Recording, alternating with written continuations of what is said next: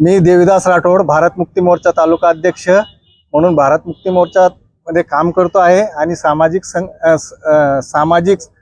सामाजिक संस्थेचे जेवढे बी काम आहे समाजाचे आम्ही हाताळत असतो।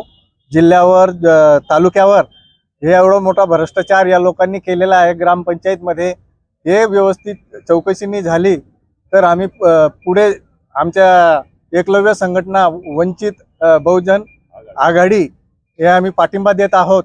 आणि ज्या लोकांनी ज्या अधिकाऱ्यांनी जे काही हे घोटाळा केलेले आहे, काही दलालांना हाताशी धरून काही चिरीमिरी करून पैसे घेतलेले आहेत आणि काम काही पूर्ण दाखवलेलं नाही, तरी त्यांनी त्यांच्यावर योग्य ती कारवाई करून त्यांच्यावर गुन्हा दाखल करण्यात यावा।